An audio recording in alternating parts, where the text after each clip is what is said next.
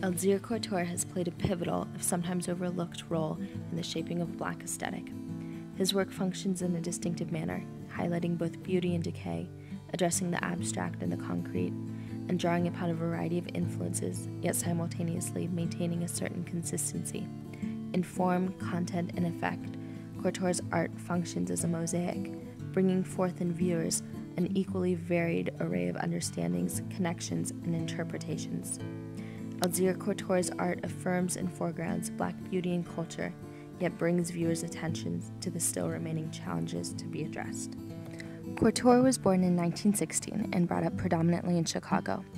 It was there that he underwent most of his formal training, attending both the Art Institute of Chicago and the Chicago Institute of Design. While at the Art Institute, he was introduced to African art, especially African sculpture, by his instructor Kathleen Blackshear. The cylindrical and elongated forms he saw in these years of study were to later play an important role in his work. Cortor's earlier works, done in the post-Depression and pre-World War II era, set the precedent for his focus on intimate depictions of African American life. The Night Letter allows a view of an intergenerational domestic scene. Cortor's use of light and shadow casts the painting with a warm glow, conveying a gentle, familial love. In the beginning of his career, Cortor was especially influenced by French realists. He drew from their implementation of light and shadow techniques to create soft moods, tempering otherwise stark images of reality. As French realists had given attention to common everyday working people, displaying and celebrating the heretofore mundane daily life, Cortor gave center stage to everyday African Americans, celebrating their daily lives and relationships. Southern landscape exhibits the same employment of shadows to give a dreamlike impression of remembrance.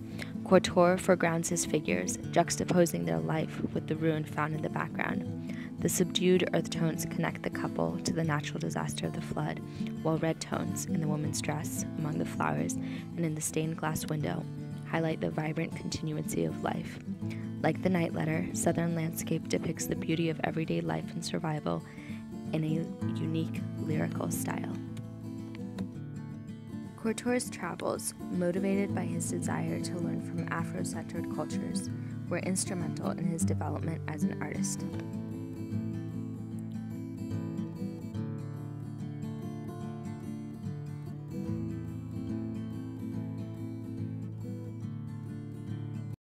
With assistance from the Rosenwald Foundation, he spent from 1940 to 1942 in the Sea Islands, learning from the local culture. In 1949, he traveled to the Caribbean via a Guggenheim Fellowship to study Haitian, Cuban, and Jamaican cultures.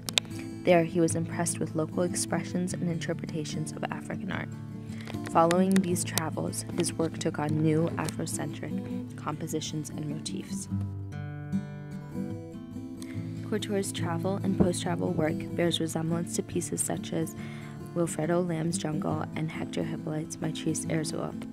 Cortor begins a similar centering of the human figure, a brightening of colors, a vertical lengthening of forms, and implementation of a montage style. Cortor's search for and incorporation of these influences pays homage to the variety evident in a Black aesthetic, while pointing to the diversity of cultures and artworks that build this aesthetic. Following his travels, Cortor began to focus on the Black female form, highlighting its exquisite beauty. His figures are humanistic yet idealized, exhibiting the smooth-shaped quality of sculptures. Simple, everyday objects, a cloth, a flower, an animal, highlight their natural, unadorned beauty. For Cortor, the Black female form symbolized something much greater than surface aesthetic beauty.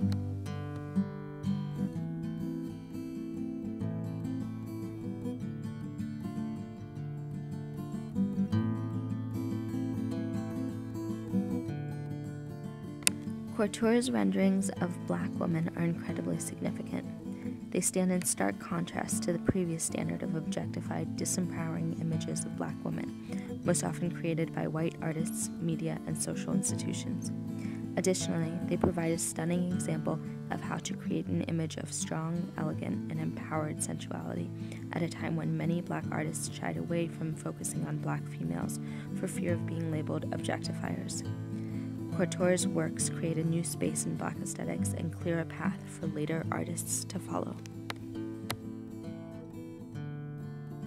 One way in which Cortor highlighted Black beauty was by contrasting the smooth, glowing female form with the background scenery characterized by debris and disorder.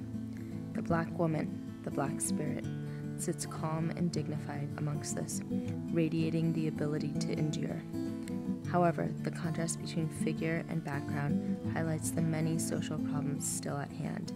To simply be acknowledged as beautiful is not enough, for there are still vast social problems, such as poverty, unequal opportunity, and discrimination, to be addressed.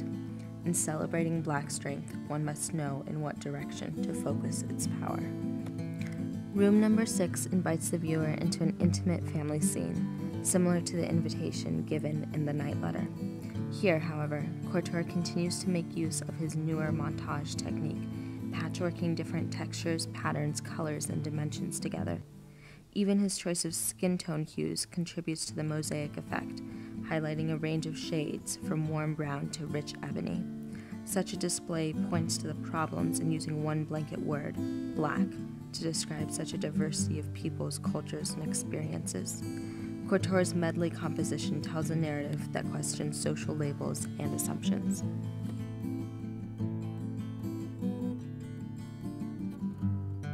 Cortor's later work evidences a departure from the human form as subject matter, yet it still deals with human experience and content. His 1960 woodcut, Carnival, harks back to Caribbean aesthetic influences, employing bright colors and dynamic shapes that convey spinning, dance-like movement. Cortor's characteristic affinity for a montage image is present, though, as he layers shapes and colors, creating a contemporary palimpsest. Furthermore, his creation of this woodcut is part of his larger effort to democratize his art, creating it in the forms of prints, such as mezzotints and lithographs, and woodcuts, so as to make it more accessible to viewers. Still life, past revisited, continues Cortor's move away from depictions of individual figures towards collective images of remembrance. At a time when many artists moved towards abstraction, Cortor favored his usual realist techniques and used light and shadow to create an aged atmosphere. An intentional composition, including Jazz Age memorabilia and Bessie Smith records, commemorates collective cultural events and achievements. Cortor's most contemporary works, a series of dance compositions, draw from themes and techniques of his earlier art, creating a mosaic of his own personal style and form. Here, he returns to the female figure, this time caught in mid-dance. His poetic technique captures the dancer's deep, elegant pride. The background is still done in montage style, but no longer reflects social conditions, and instead draws inspiration from forms and images of his travels in the sea islands and the Caribbean. More than anything, Cortor's most recent works are a celebration. They rejoice in the individual beauty of the Black woman. Moreover, his decision to portray multiple women together points to a newfound sense of community. There is honor in commemorating the shared achievements and memories of the Black community, and in commemorating the beauty they create. The woman's dance is a joyous ode to individual Black beauty and collective Black culture.